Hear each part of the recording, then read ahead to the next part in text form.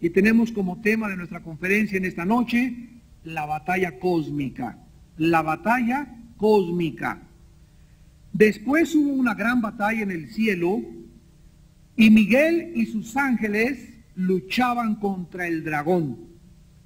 Y luchaban el dragón y sus ángeles, pero no prevalecieron.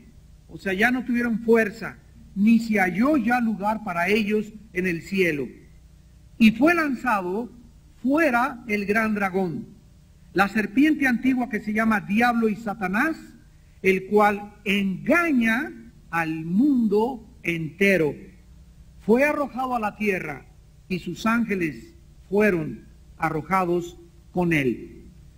Hasta este momento hemos visto de qué forma se ha venido desarrollando estas dos señales que se iniciaron en el versículo 1 y 2 de este mismo capítulo, donde la primera señal es una mujer vestida toda del sol, con la luna y con las estrellas, dos estrellas, la luna bajo sus pies y con las estrellas, dos estrellas arriba de su cabeza. Ya estudiamos detenidamente esta figura que representa a la nación de Israel, de donde provino el Mesías, el Salvador, que regirá con vara de hierro a las naciones en su reino mesiánico, cuando venga y lo establezca muy pronto aquí en medio de nosotros.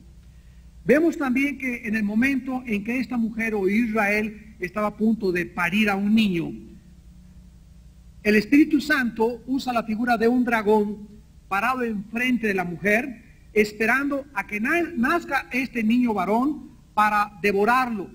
Y vemos que esta es la figura de Satanás desde Génesis 3:15, cuando Dios le profetizó a Satanás que la semilla de él iba a herir en el calcañar a la semilla de la mujer.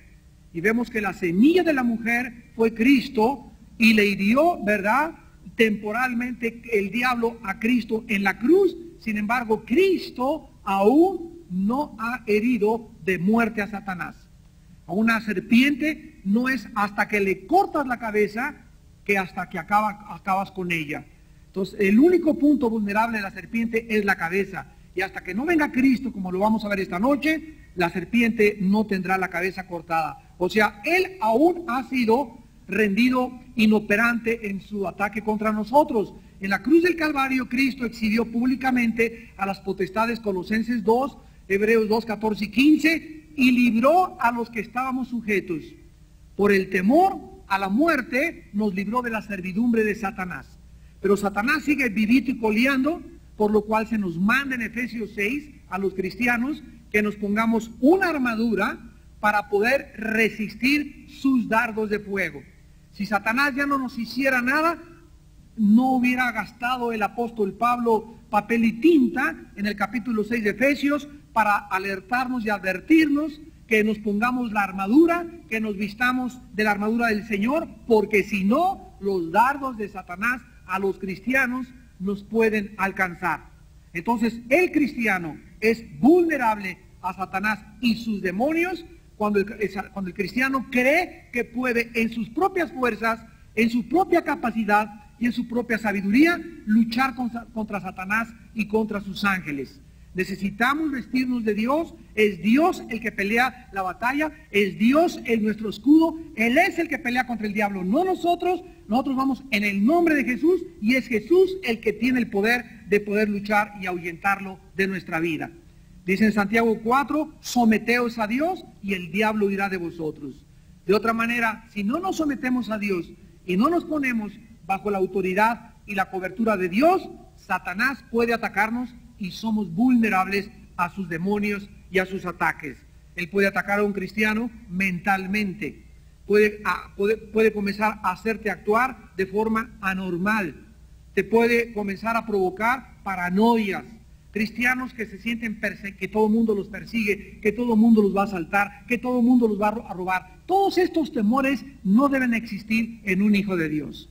¿Por qué? Porque la Biblia dice que Él es Dios nuestro amparo, nuestra fortaleza, nuestro escudo, es nuestro pronto auxilio en todas las tribulaciones. Él nos sostiene de la mano derecha. Yo tengo que vivir en paz, como dice en Isaías, en paz y en quietud será tu fortaleza.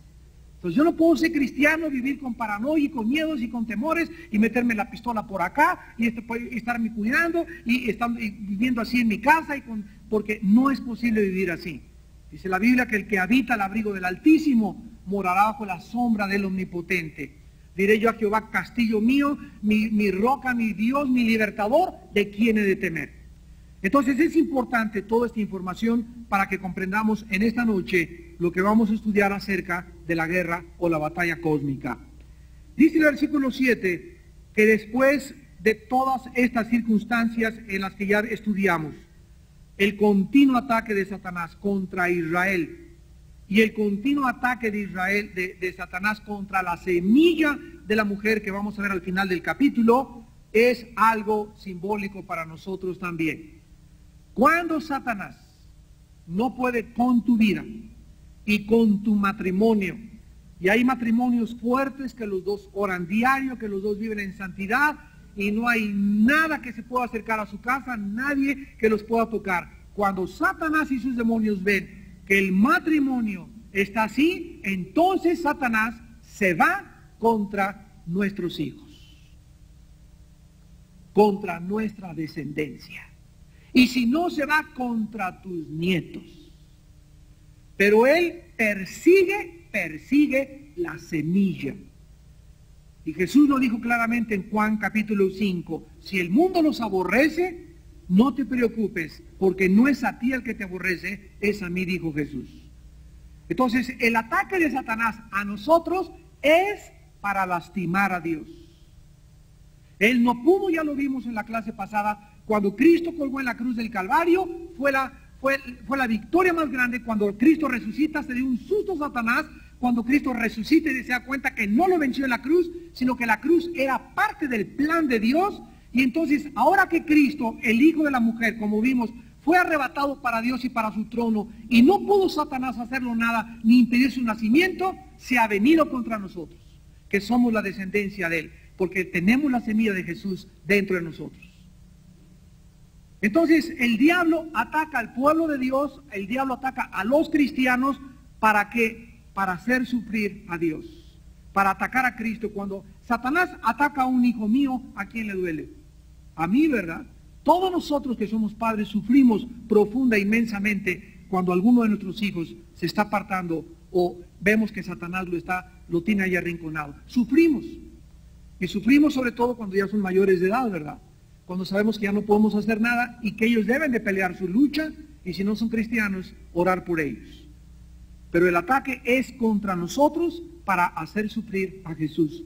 Ahora imagínense esto, Jesús está en el cielo y dice en Hebreos, viviendo continuamente para interceder por nosotros, ¿verdad? Así dice. O sea, la labor del ministerio de Cristo es pedir que nuestra fe no falte. Entonces Cristo me está viendo, ¿verdad?, que está sufriendo y está Satanás atacando mi vida, y Cristo está esperando entrar en acción y mandar a sus ángeles y sacar a esa serpiente de mi casa y sacar a esos demonios de mi casa, mientras yo le grite, Jesús, ayúdame.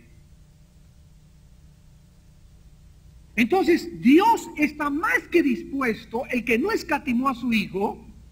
Si Él murió por nosotros, ¿cómo no nos dará todo lo que le pedimos? ¿Cuánto más librarnos del enemigo? Entonces, algo que hace sufrir a Dios desde el cielo es ver que sus hijos están viviendo en pecado. Y que por ese pecado de sus vidas, Él no puede entrar en acción. Podemos sentir el corazón de Dios.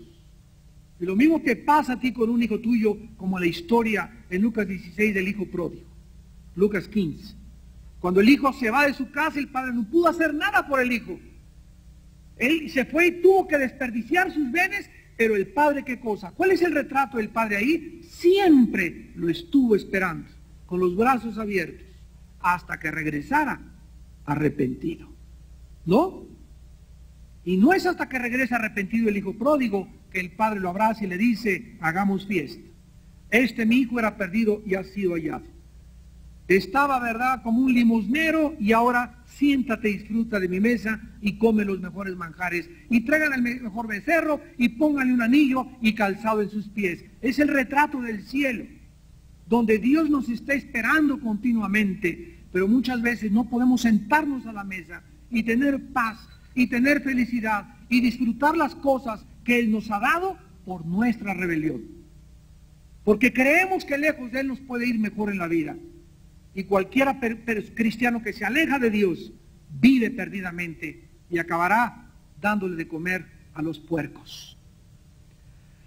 Muy bien, vamos al libro de Daniel y vamos a comenzar a extraer de este libro algunas escenas que el Espíritu Santo nos corre el velo de lo que sucede en el mundo invisible espiritual. Como tema de